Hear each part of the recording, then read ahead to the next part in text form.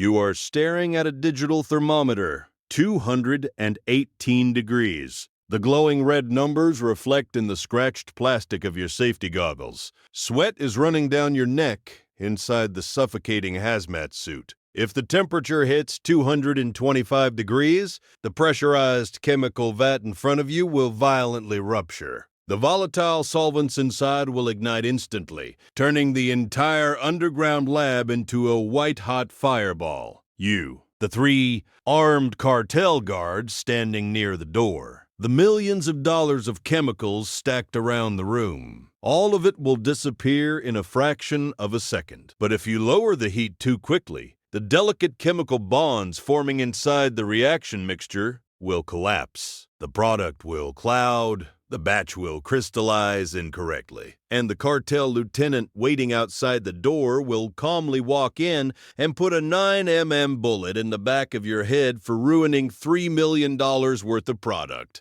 You check the timer again. 30 seconds. 30 seconds to make the correct decision. 30 seconds between instant death and a slow execution. But to understand how a straight-A university chemistry prodigy ends up standing inside a cartel super lab balancing life and death on a thermometer, we have to go back. Because the cartel doesn't recruit monsters. They recruit desperation. You are 23 years old, a graduate student in organic chemistry at a public university in Mexico City. Your world is usually filled with textbooks, reaction diagrams, and long nights in poorly ventilated laboratories. You understand molecular structures better than most professors twice your age. You can look at a chemical equation and instantly visualize the electron flow between atoms. Your professors say you have a rare mind. The kind of mind that could lead pharmaceutical research teams. The kind of mind that could design new life-saving drugs.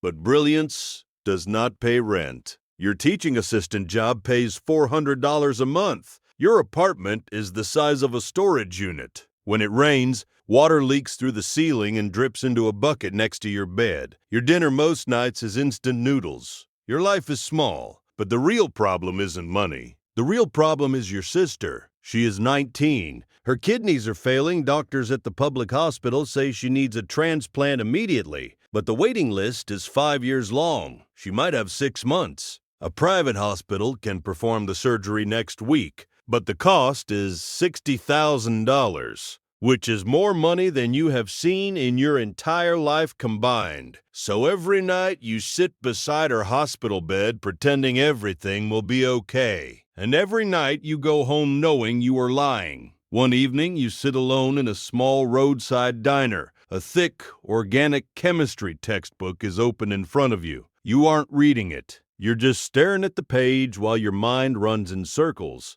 How many extra classes can you teach? How many scholarships can you apply for? How many miracles can one person realistically expect? The bell above the diner door rings. A man walks in. He notices you immediately and walks straight to your table. You recognize him. His name is Hector. He grew up in the same neighborhood as you. You remember him dropping out of school in 8th grade? But now he wears a gold watch that probably costs more than your university tuition. And outside the diner window sits a brand new black Mercedes. Hector slides into the seat across from you without asking. He glances at your chemistry textbook. Then he smiles. "We have a small problem," he says casually, "with a chemical reaction." You feel something tighten in your chest. He reaches into his jacket and places a thick envelope on the table. It lands with a heavy sound. You don't need to open it to know what's inside. $60,000, Hector says quietly. "Spend one weekend helping my friends fix a chemistry problem in the mountains,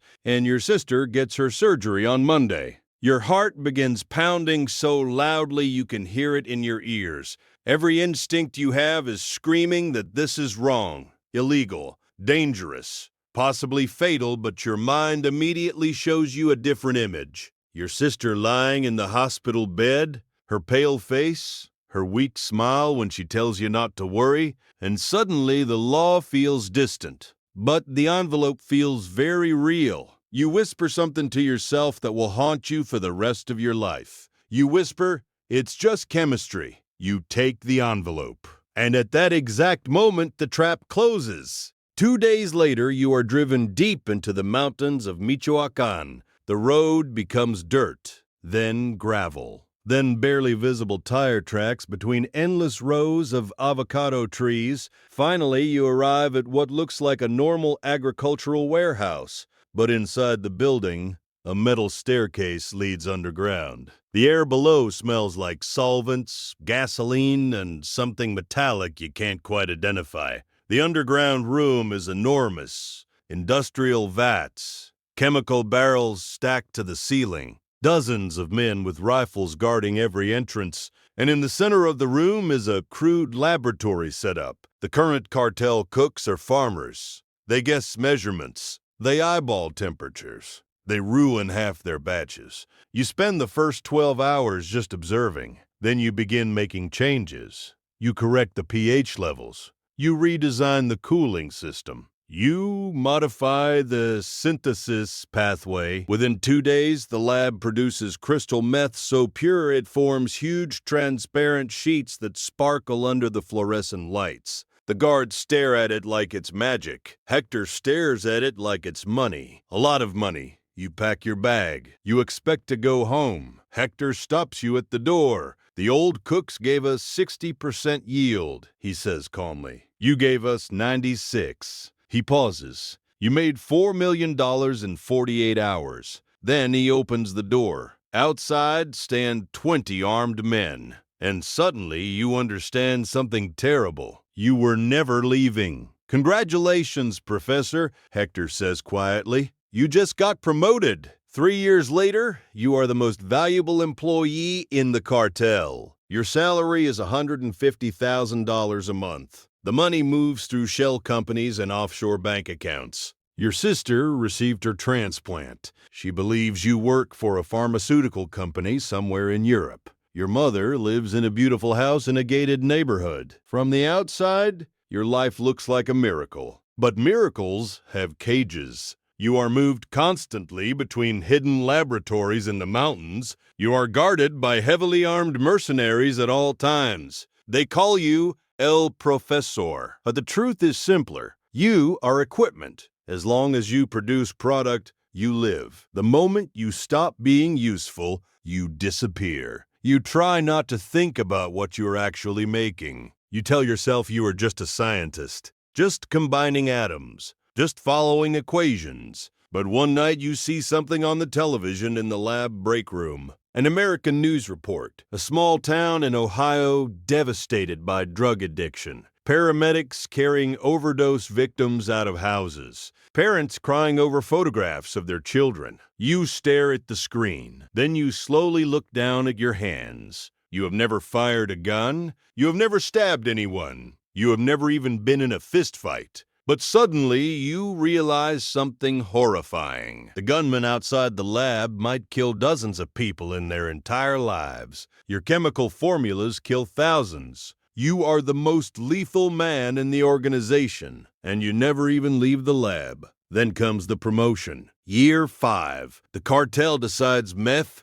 is old business. The future is fentanyl. Barrels of precursor chemicals arrive through Pacific ports. The new cartel lieutenant visits the lab. You explain the danger carefully. Fentanyl is measured in micrograms. A small mistake means instant death. If we mix this improperly, you say, people will die immediately. The lieutenant removes a gold-plated pistol and gently taps it against your safety goggles. Dead junkies are good marketing, he says. Then he hands you a clipboard. Cook. That night, you scrub your hands in the lab sink until your skin cracks and bleeds. But no matter how hard you scrub, the blood never washes off. Which brings you back to the digital thermometer, 224 degrees. Year 7. The largest fentanyl batch the cartel has ever attempted. Millions of doses floating inside the pressurized vat. Suddenly, boom! An explosion shakes the compound. Gunfire erupts. A rival cartel has attacked the facility. They aren't here to destroy the lab. They are here to steal it. And to steal you. The guards outside are slaughtered within seconds. The reinforced glass begins cracking under rifle fire. You look at the thermometer. 225 degrees. Then you notice the emergency purge lever beside the vat. Pulling it will flood the chamber with oxygen. The reaction will spike, the lab will explode, but the product will be destroyed. The rival soldiers smash through the door. Men with rifles rush toward you. You pull the lever. Then you dive into the ventilation shaft you secretly loosened years ago. Behind you, the lab erupts in a blinding white explosion. The underground facility collapses in fire and smoke. The soldiers vanish in the blast. You are thrown violently out of the ventilation exit into the muddy avocado fields above. For the first time in 7 years, no one is guarding you. You stand up and you run. 10 years later, you live in a small mountain town in Eastern Europe. You work nights at a dry cleaning shop. Your apartment is one room. Your life is silent. Every Sunday, you visit an internet cafe. You search your sister's name. She is alive. She has a daughter now. She smiles in the photos. You log off and walk back through the snow. You escaped the cartel. You escaped prison. But you never escaped yourself. Because every night when you close your eyes, you still see the thermometer. 218 degrees, and you still hear the voice in your head that changed your life forever. It's just chemistry.